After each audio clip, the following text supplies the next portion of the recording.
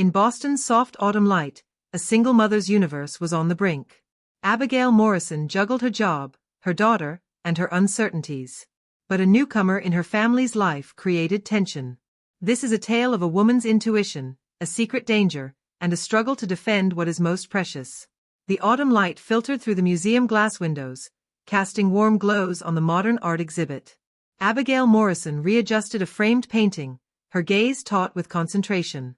1 hour before opening time. Her fingers stayed on the frame, adjusting it to precise alignment. Perfect, Abigail. Martha, director of the museum, walked toward her with a broad smile. This exhibit wouldn't glimmer without your curating. Thanks, Martha. Abigail's smile was demure, but her thoughts were elsewhere. The press conference is looming, though. Her phone vibrated, a missed call from Emily's school. Her heart dropped. She phoned back, her tone taut. This is Abigail Morrison. Is Emily all right?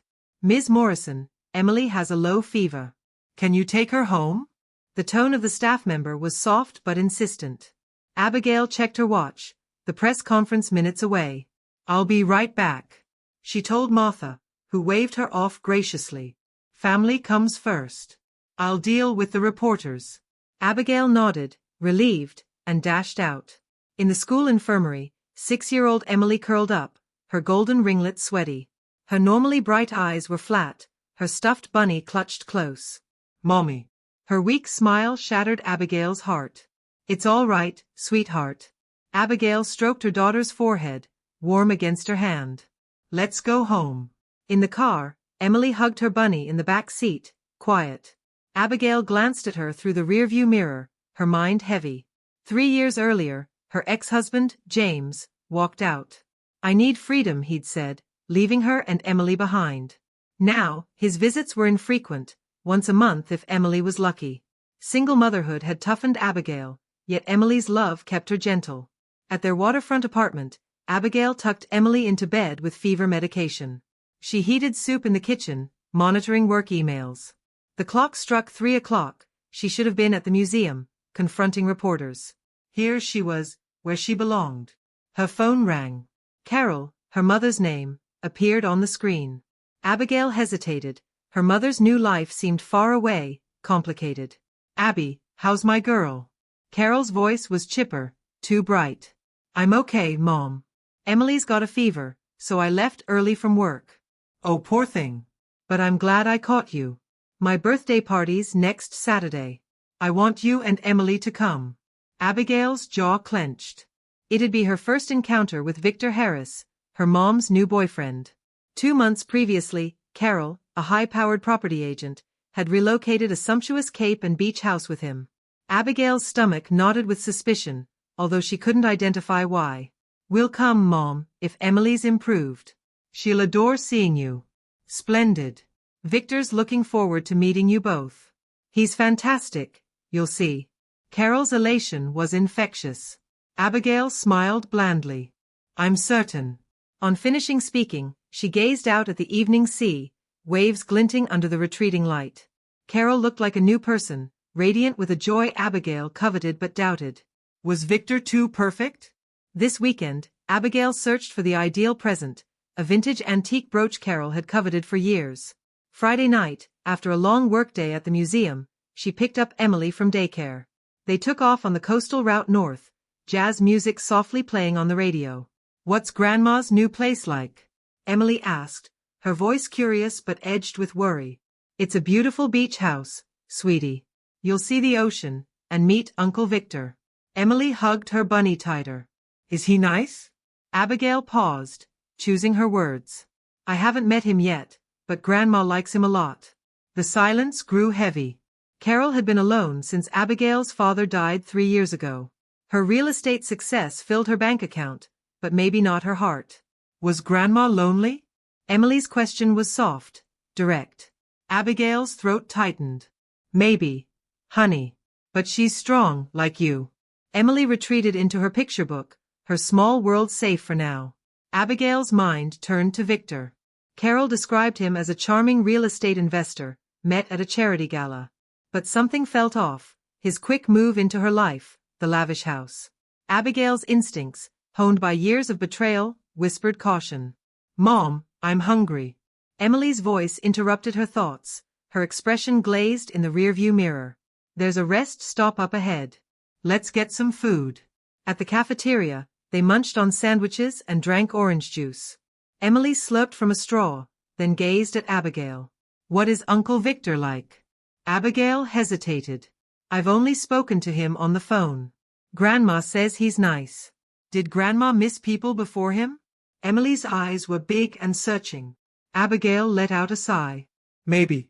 She conceals it well, but we all get lonely at times." Back on the highway, the blue horizon of the Atlantic appeared. Upscale Cape Anne's resort strip dominated, with mansions scattered along the pine-topped hills. "Gosh, so huge!" Emily stuck her head out the window, astonished at the white-pillared mansions and glass villas. Abigail turned onto a small side street as instructed by the GPS. The houses became more lavish, their wealth contrasting with the ocean. Carol's beach house was at the tip of the peninsula, a multi-million-dollar mansion. "Mom, this is strange." Emily's voice was small, her bunny clutched tight. Abigail glanced back, her daughter's tense face mirroring her own unease. "What's wrong, sweetie?" "I don't know. It just feels strange." Abigail forced a laugh. "You're just tired from the drive. We're almost there." But Emily's frown didn't fade. The GPS chimed, 1 mile to destination. The road wound tighter, pines casting long shadows. Abigail's fingers gripped the wheel, her instincts screaming. Victor's charm, Carol's sudden joy, it didn't add up. What waited at that beach house?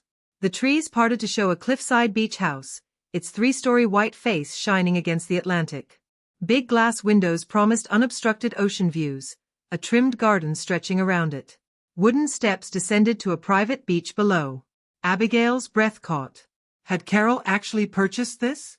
Or was it Victor's? She pulled up to the gate, pushing the intercom. A low, silky voice spoke. "Yes. Who's this?" "Abigail Morrison, daughter of Carol Bradley." "Ah, Abigail. We're expecting you." The gate buzzed open. She drove into a circular lot, luxury cars, BMWs, a Tesla, already parked. Other guests, she thought. "So many cars," Emily whispered from the back seat, her voice small. Abigail glanced back.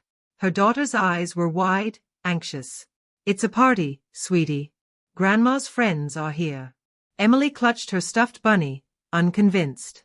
Abigail grabbed the gift, a rare antique brooch, and stepped out.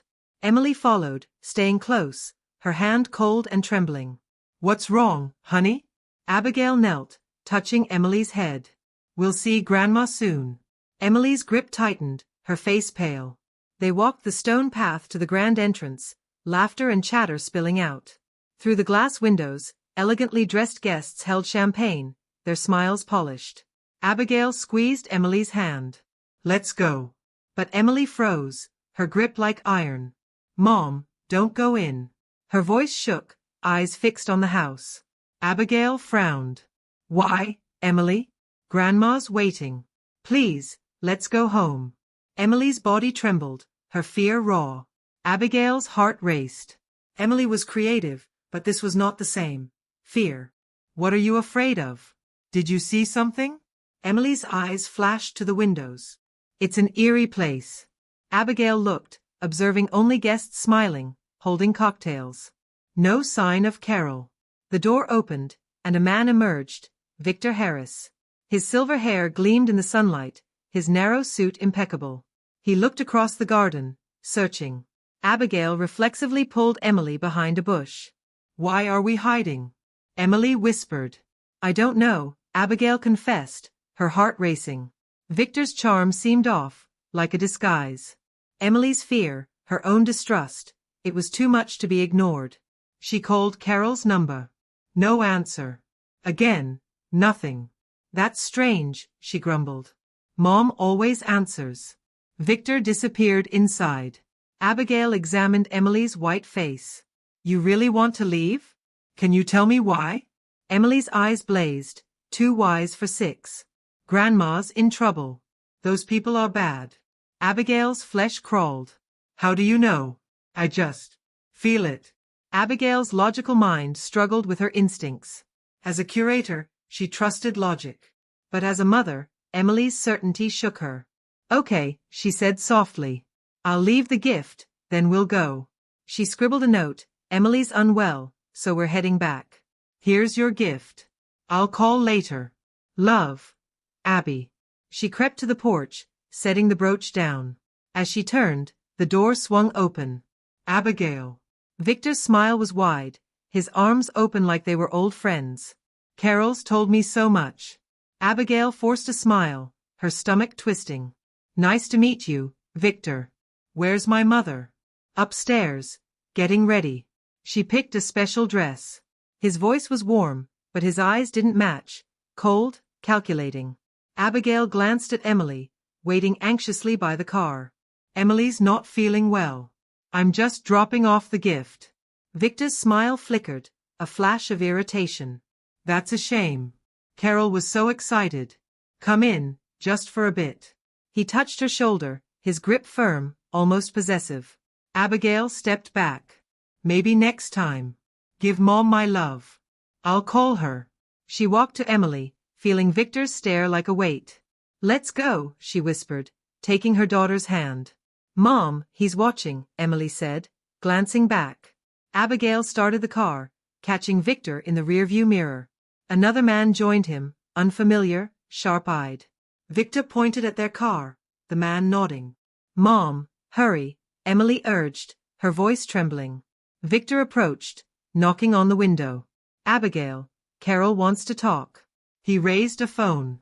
Abigail slowed, the engine purring. Her gut yelled, "Get out."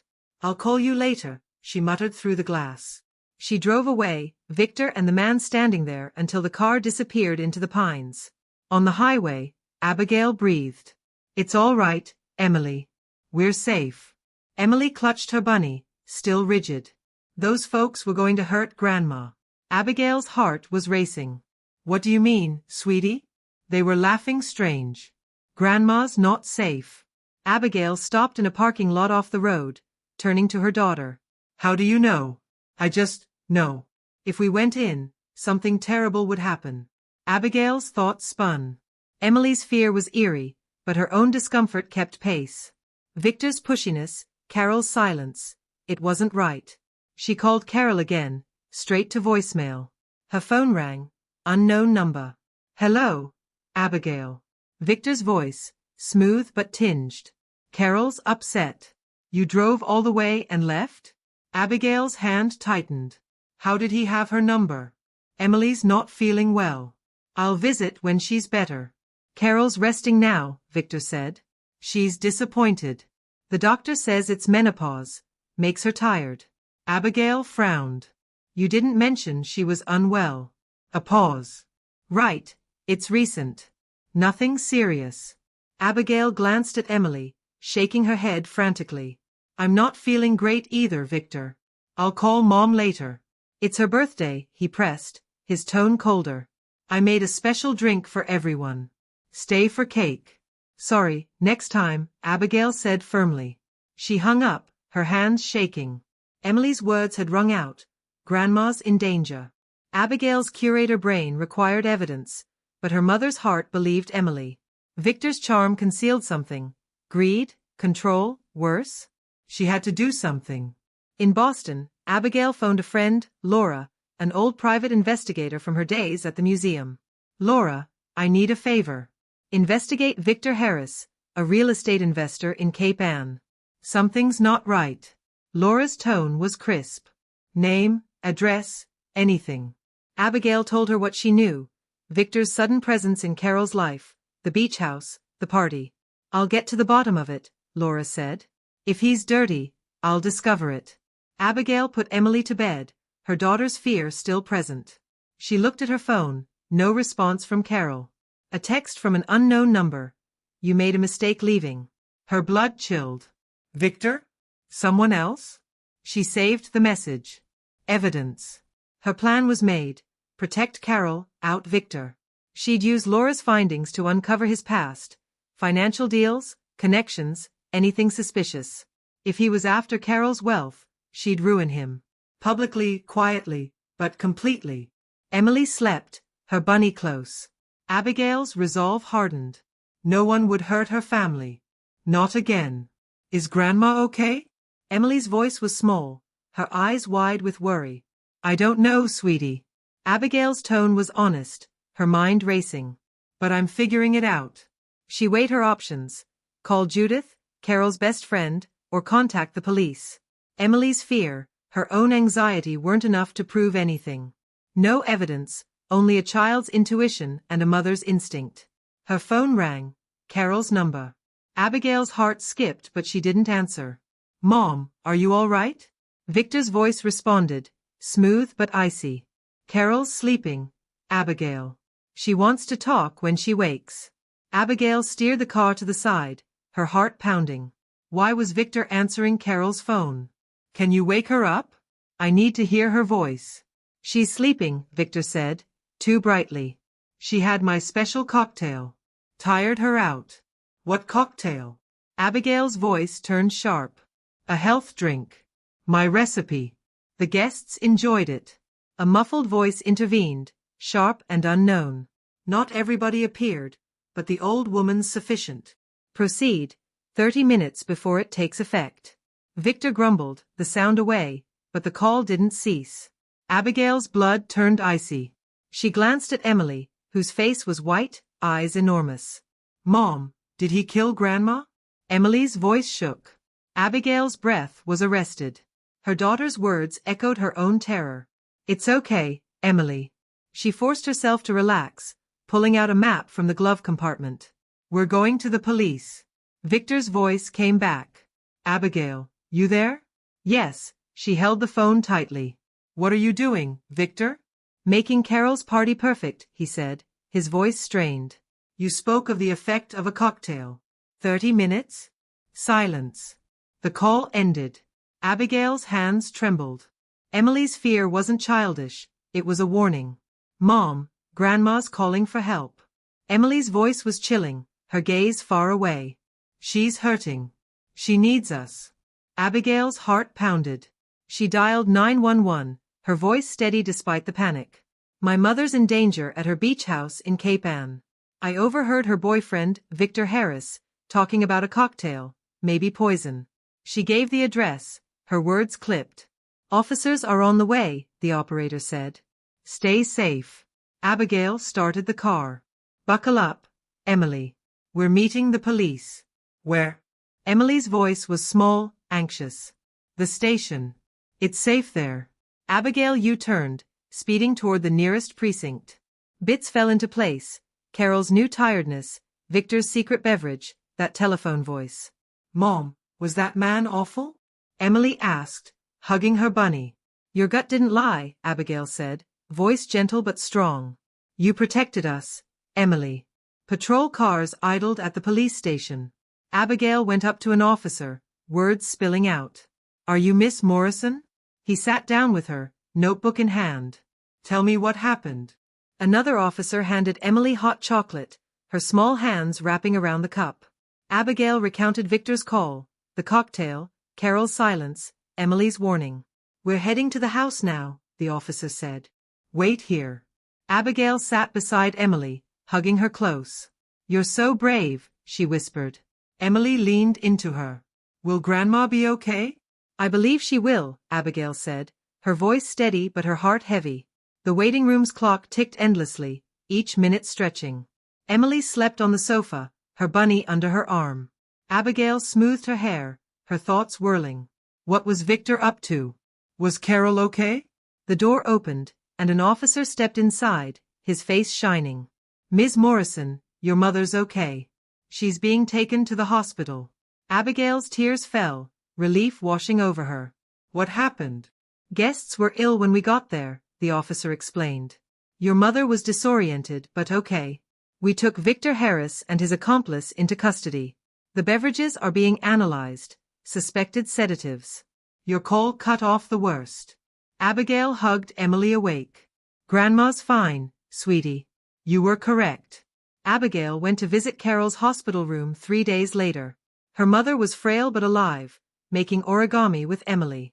Abby, Carol said, her smile warm. You and Emily rescued me. Abigail clutched her mother's hand, tears stinging.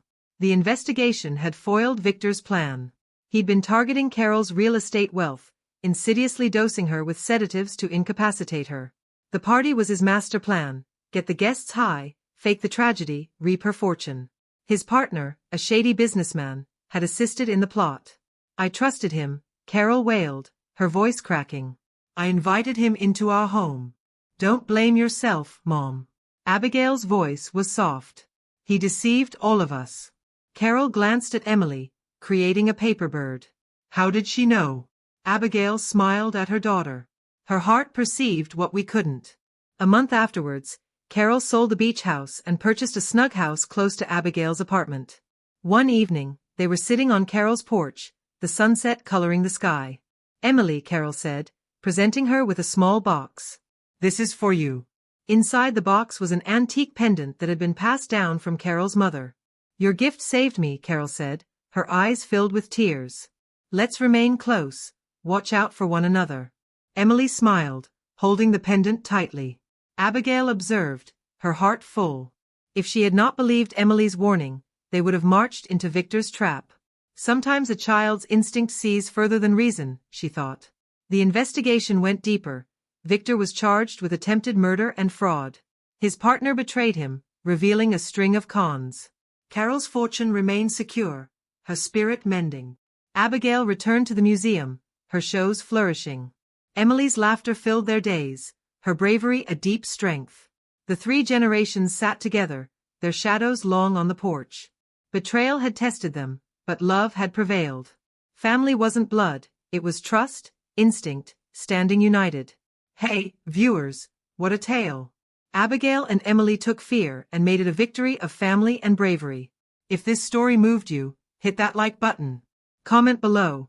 Have you ever trusted a gut instinct that saved the day? Share this with friends. They must see it. Subscribe and hit the bell for more exciting survival stories. Join our Patreon to suggest your own ideas for our next story. Catch you in the next one.